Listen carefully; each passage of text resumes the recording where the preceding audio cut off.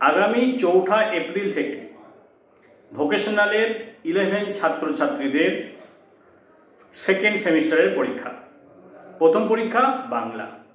আমি তোমাদের বলেছিলাম বাংলার সাজেশান আমি নিয়ে আসব। তোমরা কি কি প্রশ্ন কোন কোন অধ্যায় থেকে বা কোন কোন গল্প কবিতা থেকে কি প্রশ্ন পড়বে তার একটা সাজেশান আমি তোমাদের দেব। ইতিপূর্বে আমি তোমাদের আমার কৈফিয়ত এর সাজেশান দিয়েছি, আর দিয়েছি ব্যাকরণের সাজেশান। এই দুটো ভিডিওরই লিঙ্ক ডেসক্রিপশানে দেওয়া থাকবে, ওখান থেকে তোমরা একবার দেখে নেবে। আজ আমি নিয়ে এসেছি কালাপাহাড়। কালাপাহাড় গল্পের সাজেশান, তারাশঙ্কর বন্দ্যোপাধ্যায়ের লেখা কালাপাহাড়। এই গল্প থেকে তোমরা কোন কোন প্রশ্ন করবে একটু দেখে নাও।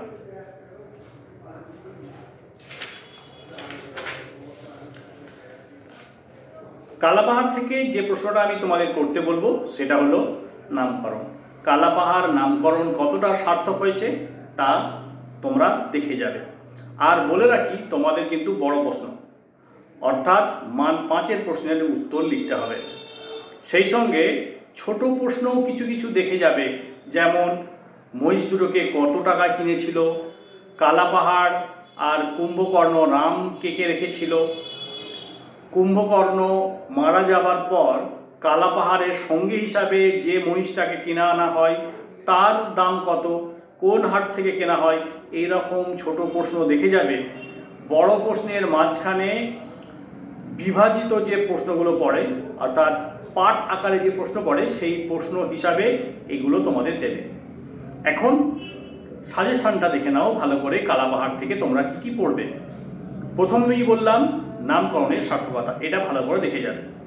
তারপরে যেটা করবে, রংলালের কেমন গরু পছন্দ আর রংলাল গরুদের কিভাবে সেবা করে, এইটা প্রশ্নটা দেখবে। 3 নম্বরে যে প্রশ্ন করতে বলবো সেটা হলো টাকা জোগাড় হয়ে গেল। কিসের টাকা, কিসের জন্য টাকা জোগাড় হচ্ছিল, আর টাকা জোগাড় হলো কিভাবে। 4 নম্বরে তোমরা করবে পাঁচুন্দি হাটের বর্ণনা। পরের প্রশ্নটা যেটা বলবো, টুকচা রক্ত পড়ত, বক্তাকে কেন রক্ত পড়ত, গল্প অবলম্বনে আলোচনা করো।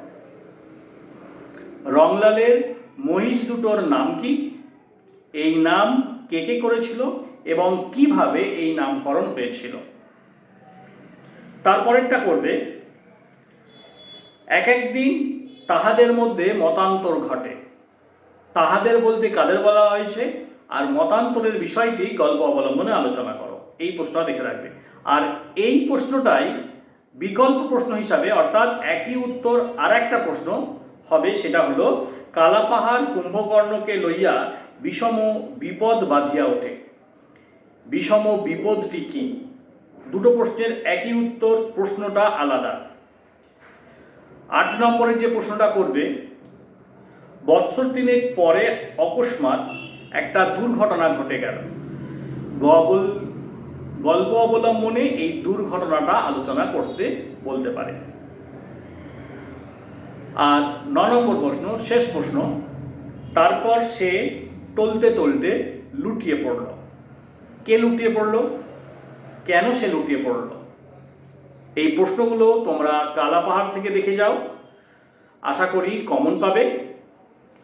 আর তোমাদের কোন গল্প কবিতার সাজেশান প্রয়োজন কমেন্ট করো। তোমাদের পরীক্ষার প্রস্তুতি কেমন চলছে জানাও, বন্ধুদের সঙ্গে শেয়ার করো, যাতে তোমাদের বন্ধুরাও কমন পায়। তোমাদের পরীক্ষা খুব ভালো হোক, আমার শুভকামনা রইল তোমাদের সঙ্গে।